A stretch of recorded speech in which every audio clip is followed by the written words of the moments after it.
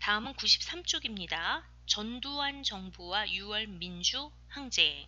자, 권력을 잡은 전두환이 어떻게 12.12 쿠데타로 실권을 쥐고 그리고 5.18 광주 민주화 운동을 무력으로 진압하고 권력을 장악한 전두환이었죠.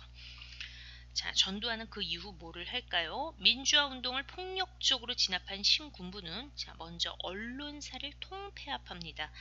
통폐합이라는 말은 없애거나 합쳐서 언론사를 하나로 만든다는 얘기죠. 언론을 장악하는 것입니다. 민주화를 주장하던 교수, 언론인, 교사 등을 모두 해직하였다. 해직은 직무에서 물러나게 하는 거죠. 파면시키는 거. 또한 헌법을 개정하여 고쳐서 전두환이 선거인단, 즉 대통령 선거인단이라고 하는 단체의 간접 선거로 임기 7년 대통령에 당선되도록 하였다. 5.18 광주 민주화운동 직후에 전두환은 우선 유신 헌법으로 한번 대통령이 됩니다. 그리고 다시 전두환 헌법을 만들어서 새 법에 의해 7년 단임제에 입각한 그런 간접선거로 선출되는 대통령이 되는 것이죠. 전두환 정부는 자, 한편 이게 양면성을 띠게 되는데요. 민주화 운동 어마어마하게 일어납니다. 거기에 대해서는 강력하게 탄압을 하는 한편 자, 국민의 마음을 얻고자 애를 많이 썼는데 예를 들어 과외 금지 조치를 내리고요.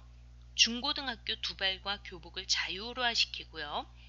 그리고 야간 통행 금지 1945년 미군정기 때부터 이때까지 거의 한 36년 이상 이어져 왔던 야간 통행 금지, 야간에 통행을 못하게 하는 겁니다. 특히 밤 12시부터 4시 사이, 오전 4시 사이에 아무도 길을 다닐 수가 없었죠. 이 통행 금지를 해제하고 프로야구를 출범하는 등 정책을 통해 국민의 마음을 얻고자 하였다. 그래서 우리는 전두환의 정책을 유화정책 이런 식으로 표현을 하기도 합니다.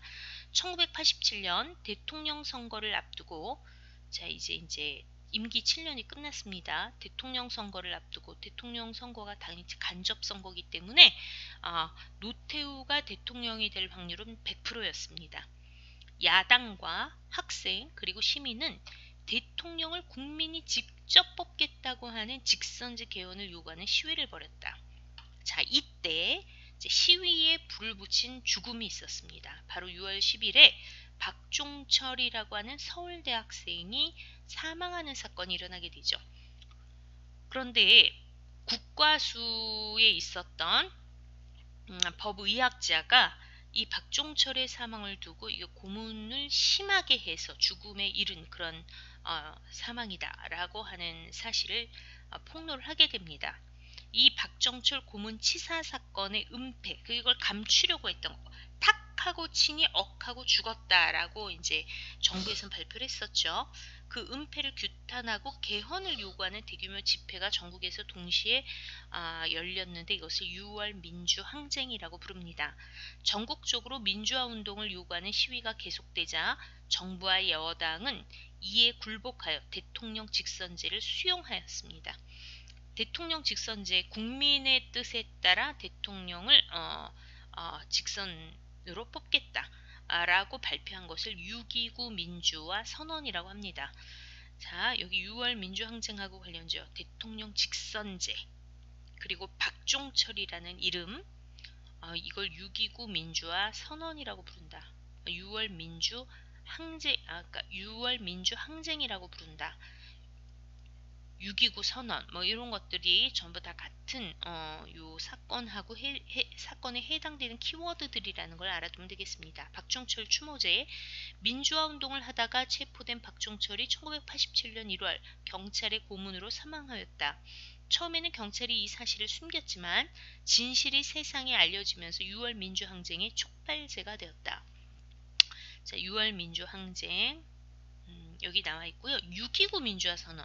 자, 직선제 국민들의 그 개헌 요구를 수용하겠다고 발표하는 거죠. 한번 읽어보겠습니다.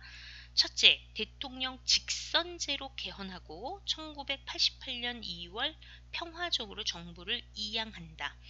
둘째, 대통령 선거법을 개정하여 자유로운 출마와 경쟁을 공정하게 보장한다.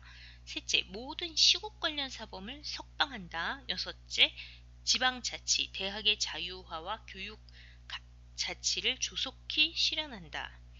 6.29 민주화 선언에 실린 신문의 호의 기사를 보고 기뻐하는 시민들의 모습입니다. 자, 윗글의 빈칸에 알맞은 말을 써보자. 전두환 정부가 6.29 민주화 선언을 발표할 수밖에 없었던 이유를 알아보자. 자, 여기까지 93쪽 마치겠는데요.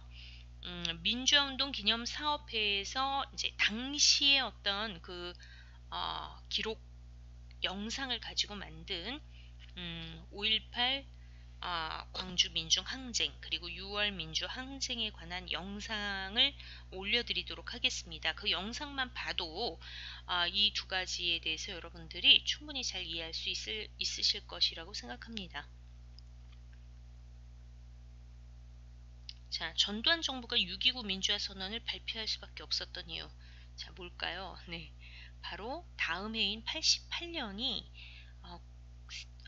서울 올림픽이 개최되기로 되어 있었던 상황이었습니다. 그래서 전 세계가 이 모습을 들여다보고 있었기 때문에 계엄을 선포하고 막 나갈 수가 없었던 거죠. 그래서 계엄령이 내려지지 않았던 것이 6월 민주항쟁의 특징이기도 합니다. 여기까지 93쪽 설명을 마치겠습니다.